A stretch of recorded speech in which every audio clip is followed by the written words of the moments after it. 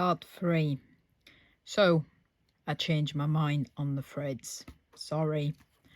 I said I would use this passing thread to do the couching, and then I remembered you had a very nice metallic twist in your packs, which is this duotone 6-ply metallic twist, wind up on a little wood bobbin in your pack. The second color that shows through apart from the pink is actually mint green, so it was kind of meant to be.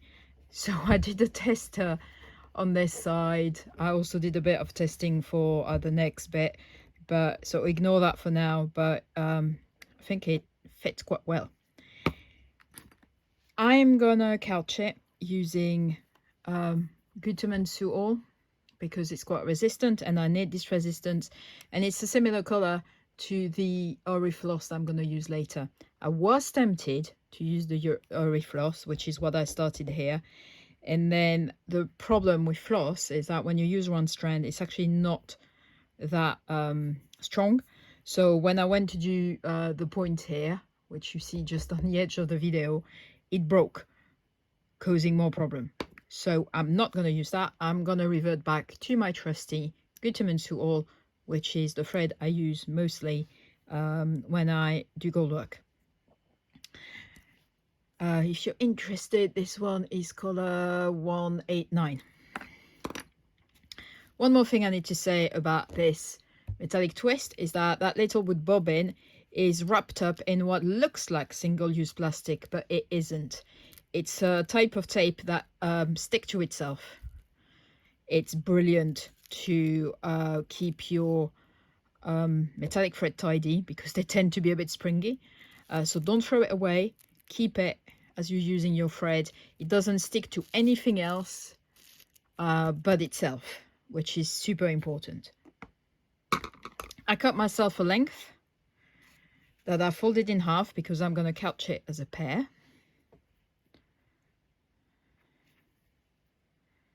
I'm going to leave some tail. I'm still using an embroidery needle size 10 that I threaded with the Gutermann Suol. Did a knot, did my stopping stitch, and now I can start couching. So this is why I did my outline first, because I can then make sure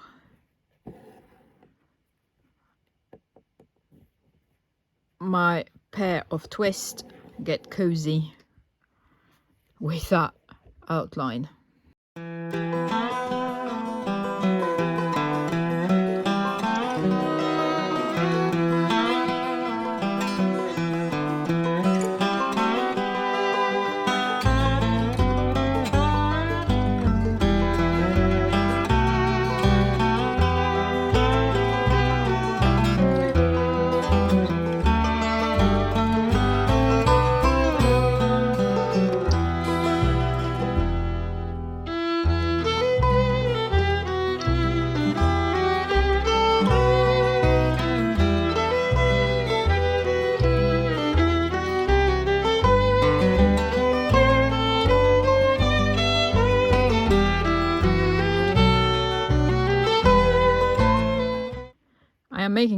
I'm being careful, making sure it is as close as I can make it to the purl.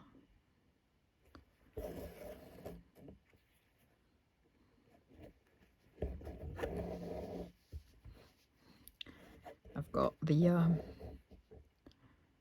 clamp of the Lowry in the way underneath. That's why I'm struggling a bit.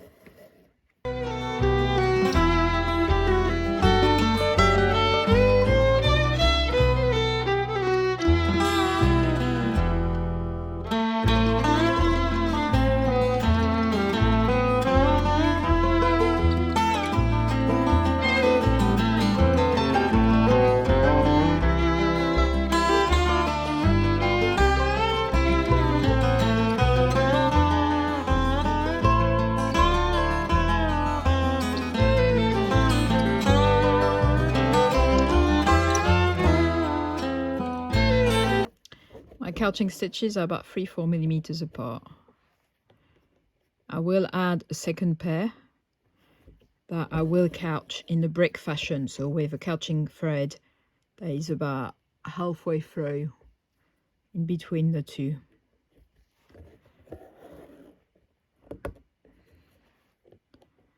Right, we're reaching the corner, so I'm going to zoom in as much as this allows me to. Bear with me.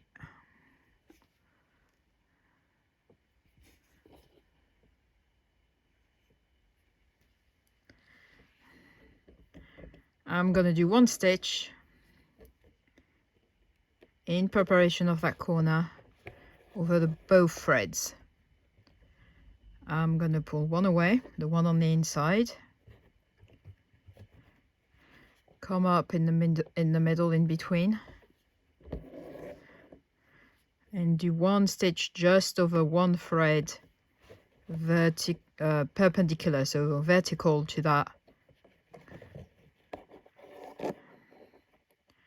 corner. Now put both threads back together. I'm still holding my thread tight underneath, and this is where the stranded cotton struggle with the tension. Come back up exactly at the same point as my previous, as the first stitch I did in the corner, and I go back over both threads.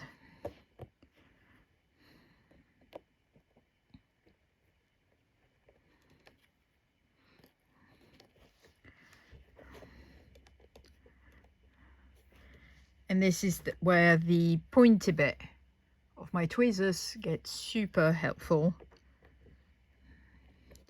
because I make sure by pulling those two threads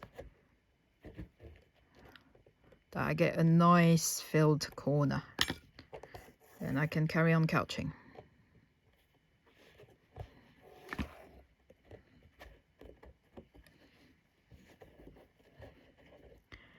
And this is mainly the reason why I changed, because doing that with the passing is feasible, but it's not that easy.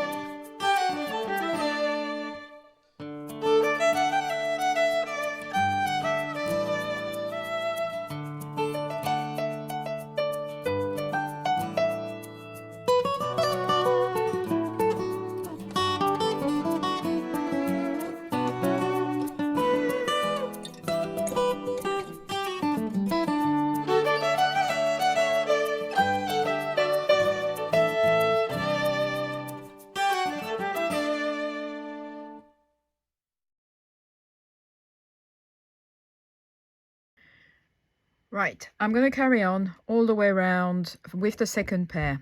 Those lines are going to get in the way because they obviously are there for guidance, but I'm not going to quite fill in. They were not regular enough.